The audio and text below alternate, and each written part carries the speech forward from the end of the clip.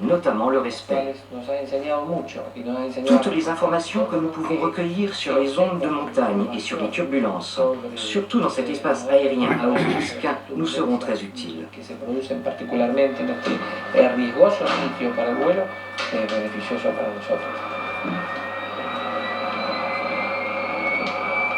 La brigade est équipée d'avions à réaction Pampa, dont certains ont plus de 40 ans.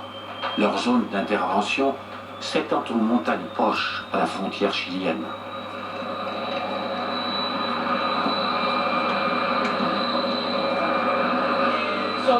Pendant les cours de vol, un météorologue met les jeunes pilotes en garde contre les turbulences.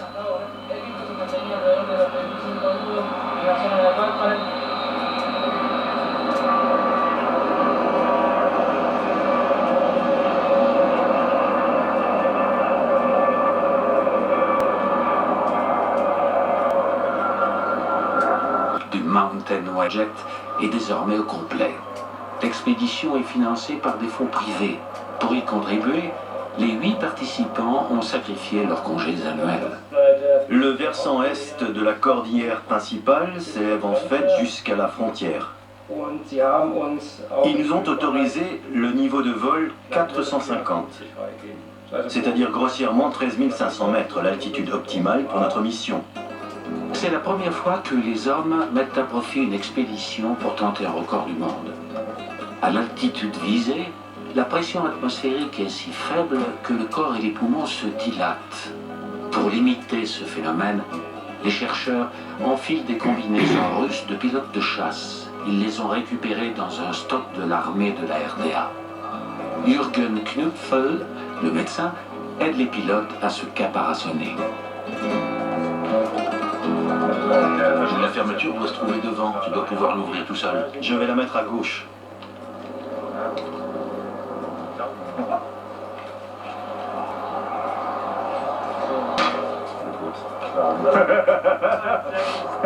T'as vu ça? Mince alors. Ça a de la gueule. Pas mal, hein? Ce sont les combinaisons de chasse pour les MiG. Où est-ce que ça se raccorde? On ne sait pas trop. T'aurais pas une idée? Il faut d'abord savoir à quoi sert chacun des tuyaux. Ça, c'est le tuyau à oxygène relié au casque. Et ceci, c'est l'arrivée d'oxygène d'urgence. Et ceci, je présume que c'est pour le refroidissement. Ce tuyau est mis sous pression à 0,2 bar. Il se dilate, puis remplit la combinaison d'air. Il la durcit et le pilote est comprimé. Espérons qu'il ne l'écrase pas. J'aime pas du tout qu'on me mette sous pression. Je sais.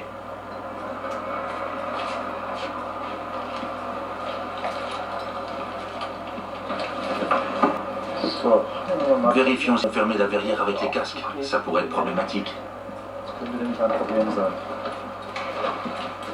Tu peux glisser vers l'avant, sinon ça marchera pas. Je crois aussi que ça marchera pas. Peut-être qu'il faut retirer les coussins sous nos fesses. Je suis super bien installé, avec la coudoir sortie. On va fermer la verrière pour vérifier. Tu sais comment ça marche, hein? Rudy, attrape l'autre côté. Doucement.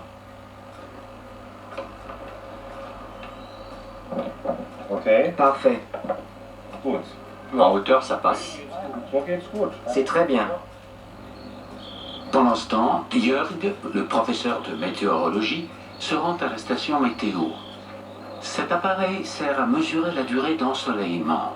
Il est trop ancien pour évaluer les turbulences en altitude.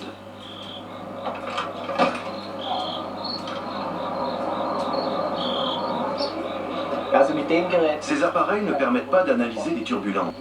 Ils prennent uniquement des mesures au sol. Il faut entrer dans les turbulences pour les mesurer, avec un appareil équipé de détecteurs extrêmement rapides, capables d'analyser leur flux. Pas avec ceci. Pour le premier vol de reconnaissance, Wolf Dietrich sera copilote. Ce vieux routard des vols en montagne a pensé à tout.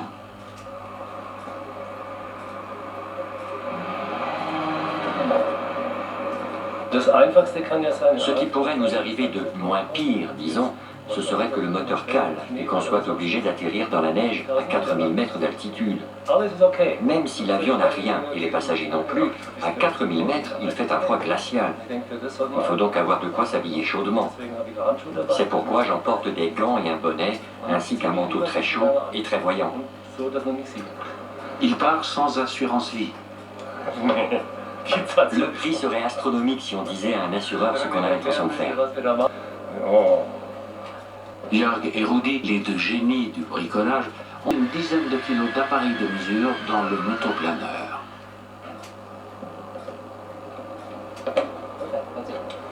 Ça s'emboîte à merveille.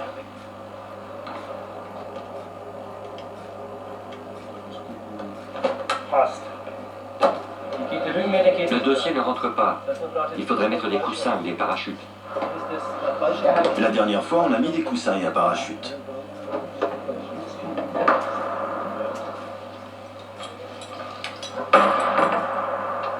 Le parachute doit servir de dossier. Pas mal cette cache. Le moteur du planeur consomme de l'essence de voiture. Il sert à monter en altitude et dans les cas d'urgence. Il est l'assurance vie des pilotes.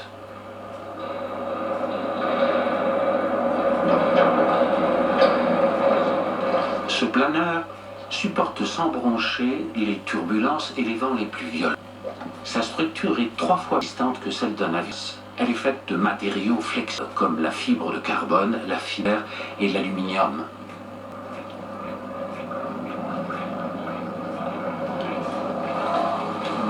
Il faut faire attention à ne pas emmêler les tuyaux et les fils.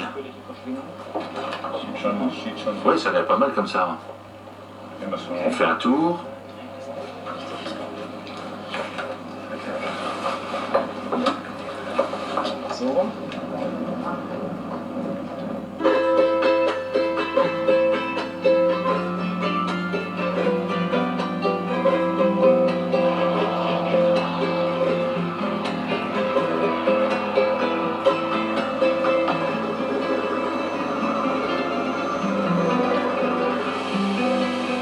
Klaus survole d'abord la précordillère. Les Andes se trouvent à 80 km de Mendoza. Ses collègues s'y rendent par la route.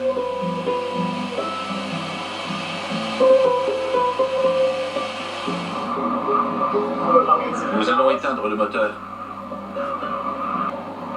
À 2000 mètres d'altitude, le stem devient planeur.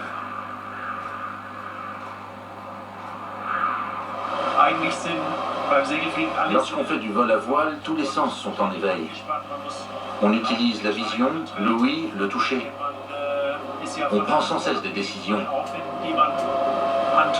On est comme un pisteur, à l'affût du moindre signe de la nature. On dépend entièrement d'elle et des courants ascendants dans lesquels on est happé. Ce condor des Andes fait 3 mètres d'envergure.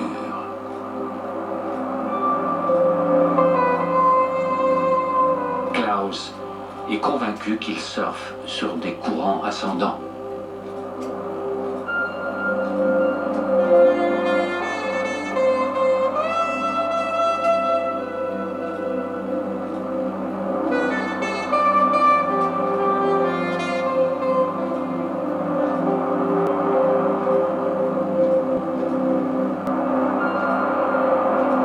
Une erreur, il le réalise bien vite. Le planeur a perdu beaucoup d'altitude. Au sol, René conseille les pilotes.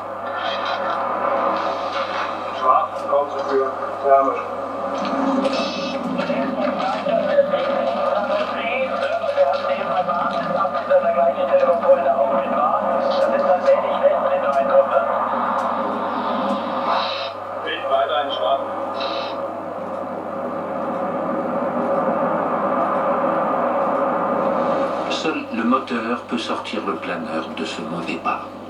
Un moment critique, si le moteur est trop froid, il risque de ne pas démarrer.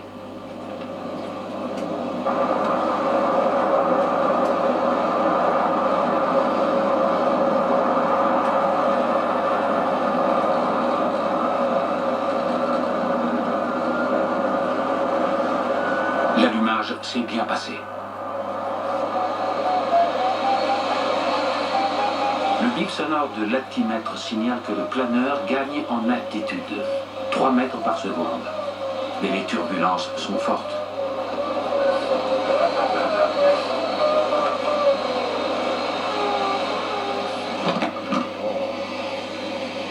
Enfin, une onde de relief à 6000 mètres d'altitude. Le planeur peut atteindre la vitesse de 300 km/h. Devant eux, un nuage de forme insolite. Ce sont des nuages lenticulaires. Ils sont fréquents dans cette région. Jörg est émerveillé.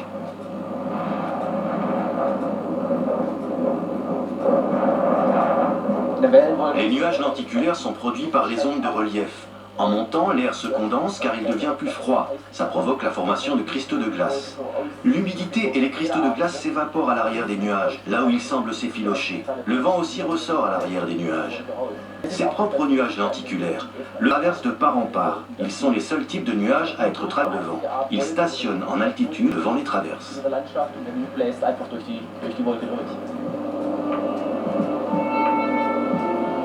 Les cumulus sont poussés par les vents. Le nuage lenticulaire, lui, fait du surplace. Un œil expérimenté sait alors y percevoir le passage d'une onde de relief. Les masses d'air, après avoir buté contre le versant d'une montagne, redescendent sur son autre versant. Elles rebondissent alors sur le sol et forment des ondes de relief. Les nuages lenticulaires se développent au sommet de chaque onde de relief. En dessous se forment des tourbillons avec des courants ascendants et descendants. Ce sont ces turbulences qui malmènent les planeurs et les avions de ligne.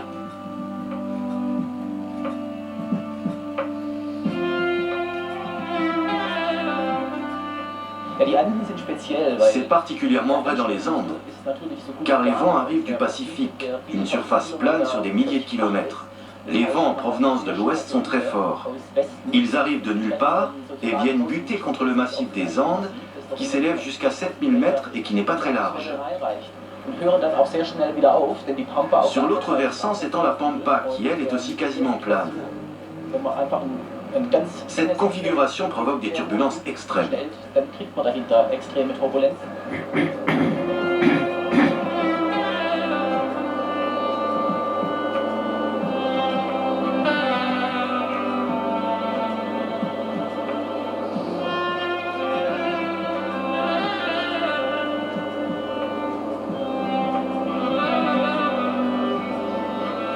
Le lendemain, Wolf Dietrich dresse un premier bilan. Épuisant, amusant, intéressant, décevant, on a eu un peu de tout. Pour un premier vol de reconnaissance, on ne pouvait s'attendre à mieux, avec les conditions météorologiques qu'on a eues. Il n'y avait du vent qu'à partir de 4000 mètres d'altitude. Il était donc difficile de pénétrer dans les zones de relief. Nous avions prévu d'utiliser le moteur au minimum et de profiter des vents ascendants. Ils étaient là, ça se voyait aux nuages. Notre intention était de pénétrer dans les tourbillons en douceur, mais ça ne s'est pas passé comme ça.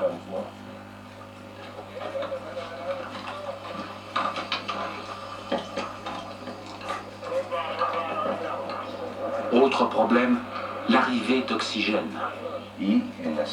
Sur le robinet des bouteilles, il y a un régulateur pour les basses et les hautes altitudes.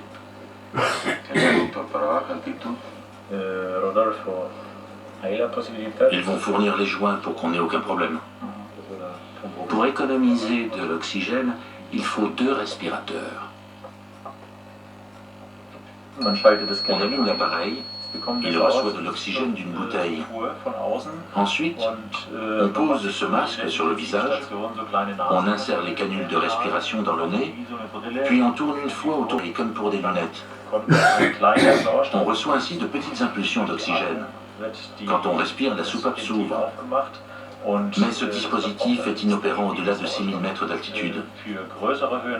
À partir de là, nous comptons plutôt sur la technologie militaire. Le masque militaire utilise tellement d'oxygène qu'à 7000 mètres d'altitude, quand on utilise 100% d'oxygène, la bouteille se vide en 1 heure. Or, il faut prévoir au minimum un quart d'heure pour redescendre. Si on n'a plus rien, eh bien, on est condamné à mort.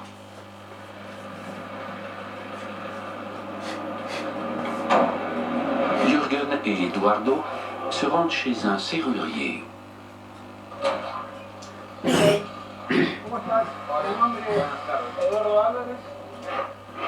You know, so with two possibilities. Can you translate? Yes, sir. Sí. Jorge necesita fabricar una Jürgen a besoin d'une pièce en forme de T pour poser deux régulateurs cette bouteille. botella de esta con estos Ces deux régulateurs. Pour deux régulateurs en même temps, Tout à fait.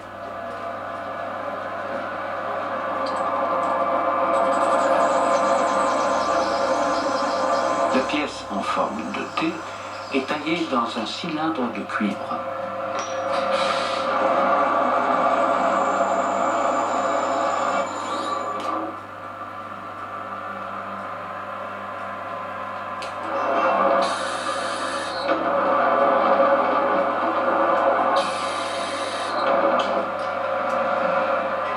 L'atelier du serrurier se trouve en périphérie de Mendoza. Cuando el botán era puro, y estoy hablando del 20, los nenes de cuello duro bailaban buscando la bronca inminente. El cabaret, Roger Figel, champán, tango, tan lujoso, tango de ayer te han cambiado la piel. Lo más puro fue aquel que se fue, y se fue el tango de porteña raíz, Corrientes y Maipú, era entonces Montmartre. Mendoza compte 500 000 habitants et produit 70% du vin argentin. Le climat chaud et sec de la région est propice à la viticulture.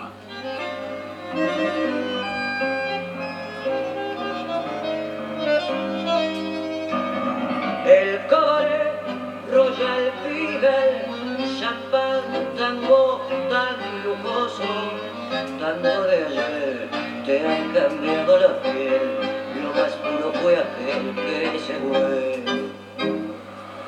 Pour porter des fruits, les vignes doivent être régulièrement irriguées.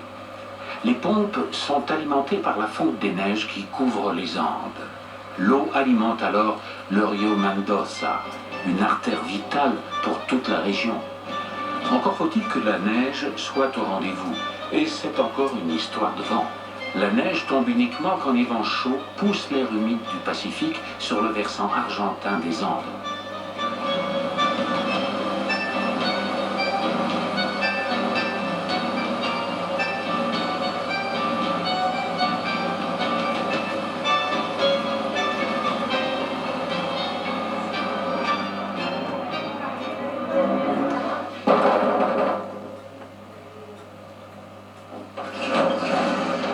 Tu as fini la pièce?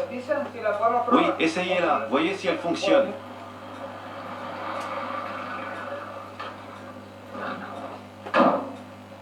Le temps presse. Le colonel Rodolfo Hub monte le double robinet. Cet ancien pilote de chasse est aussi passionné de la voile qu'Eduardo.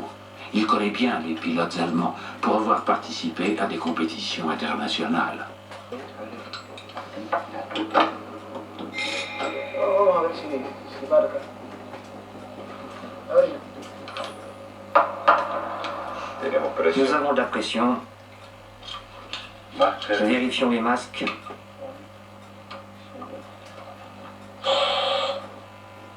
René, le chef de la mission, inscrit le prochain vol sur le tableau. C'est une obligation dans la base militaire. Eso significa aterrizar y probablemente Avant de partir, Klaus demande au colonel Rodolfo de lui indiquer des sites d'atterrissage d'urgence. Il dit qu'il est pratiquement impossible d'atterrir sur la route. La circulation est trop dense. C'est l'axe principal pour se rendre au Chili. Selon lui, il y aurait quelques endroits dans le lit du fleuve où l'on pourrait atterrir en urgence.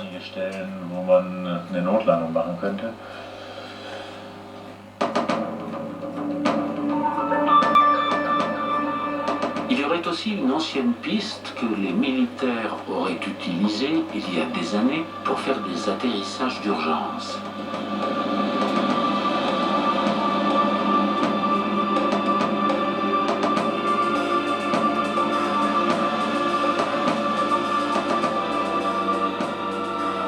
s'approchant de la piste, Klaus aperçoit des roches et des buissons.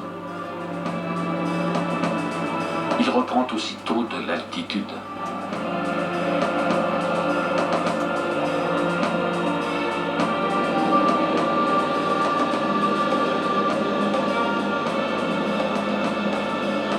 Une route près de la piste n'offre pas plus de sécurité. Les poteaux téléphoniques sont trop proches.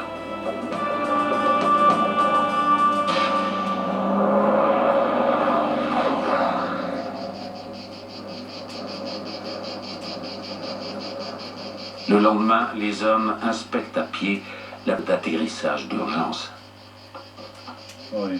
Ces épines sont assez longues et dures pour percer un pneu.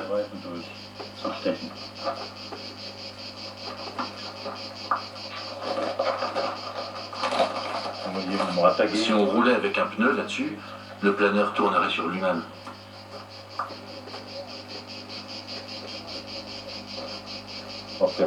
C'est pas sûr que l'hélice résiste à une de ces pierres. La roue arrière pourrait également souffrir. Comme solution d'urgence, à la limite, oui. Quand le vent souffle du nord-ouest, ça souffle dur. Cette zone est en pente. Il n'est même pas sûr qu'on puisse descendre jusqu'à la piste. C'est un problème.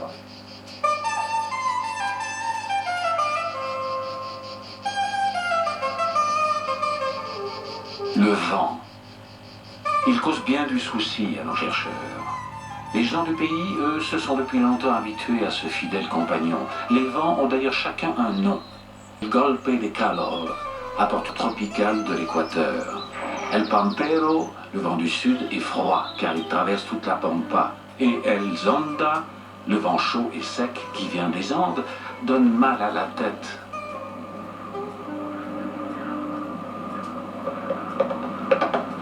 Ici et là, des rangées de peupliers et de saules bien serrés arrêtent les vents violents.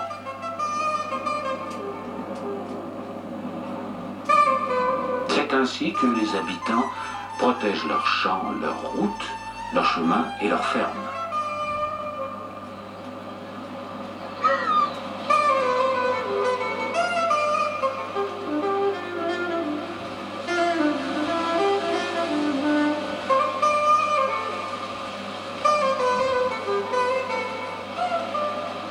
Aujourd'hui, le vent souffle de l'ouest. Cela promet d'excellentes zones de relief.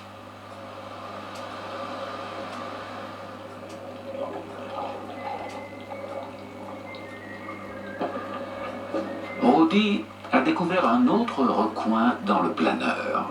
Il va y loger une batterie afin que les instruments de mesure ne manquent pas d'électricité.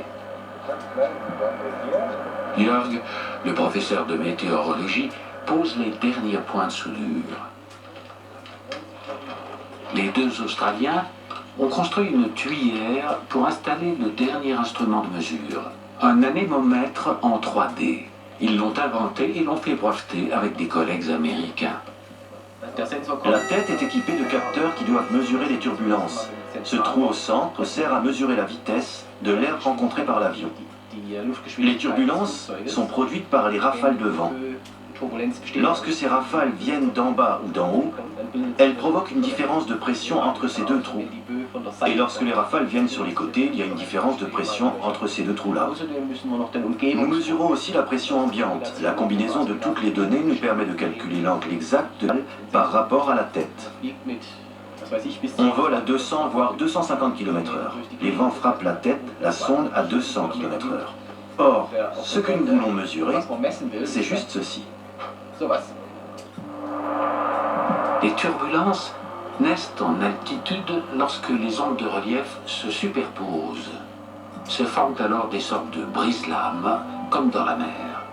Les turbulences les plus fortes ont lieu à 10 000 mètres. C'est l'altitude moyenne des avions de ligne. En théorie, toutefois, les mesures du planeur sont censées confirmer les suppositions des chercheurs. Nous espérons que ce sera comme ça là-haut, que nous serons ballottés en tous sens et que nous pourrons mesurer de belles turbulences. On adore être secoué.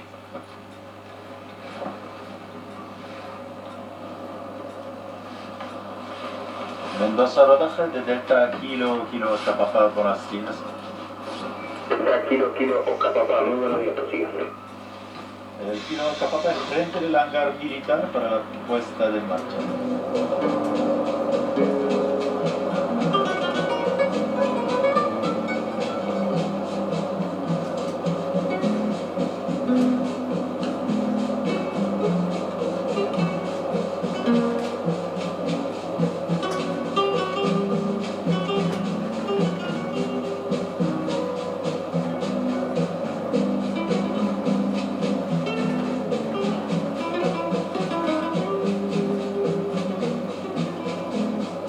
Le premier véritable vol de mesure.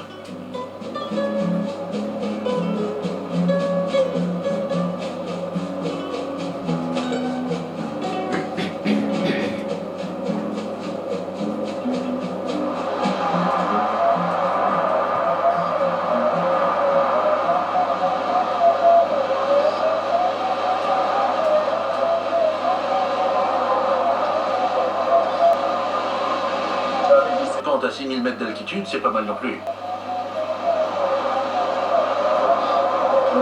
Ça continue là, regarde ça.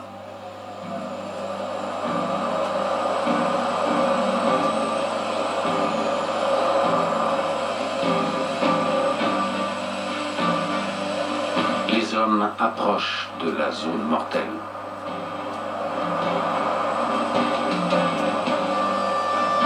Il fait moins 26 degrés à l'extérieur. À 6000 mètres d'altitude, la respiration devient difficile, même avec un masque. Le Tupungato, un volcan éteint, culmine à 6650 mètres. Le planeur surfe sur une onde de relief particulièrement haute. L'altimètre perd la boule et ne livre plus que des altitudes fantaisistes.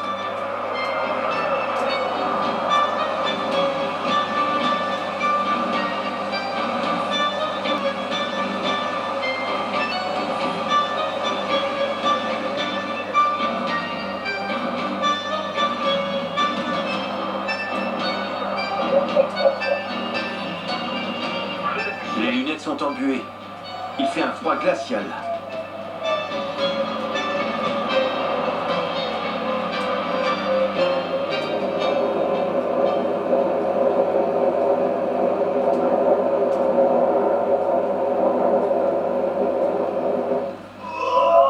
Qu'est-ce qu'on a eu froid!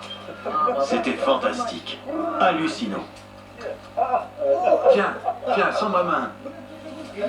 Regardez les bouteilles d'oxygène, elles sont couvertes de glace. Pour l'oxygène, la pression était correcte. Je crois qu'on est monté à plus de 12 000 mètres. 12 km, et même plus.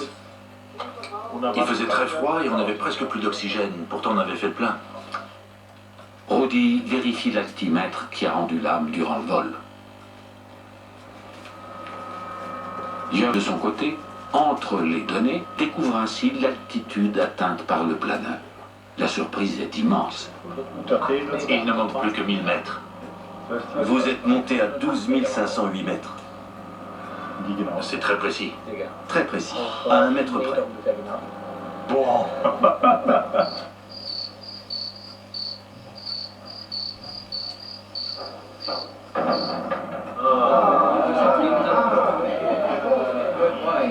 Le soir, les hommes trinquent pour fêter ce premier succès, avec un verre de vin argentin comme il se doit. Ils veulent rapidement tenter de battre le record.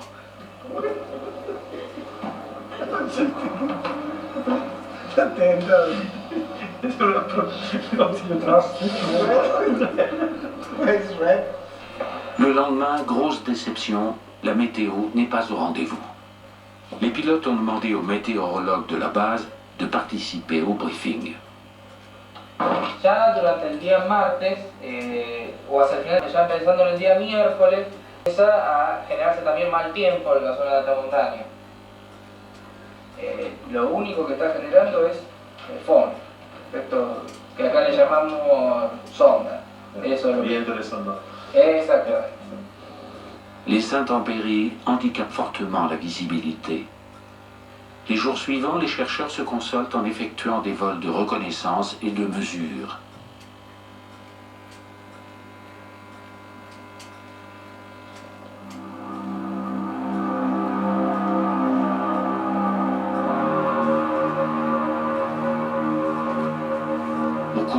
4e nuit, l'atmosphère change, le ciel se dégage, il fait sec et le vent souffle fort.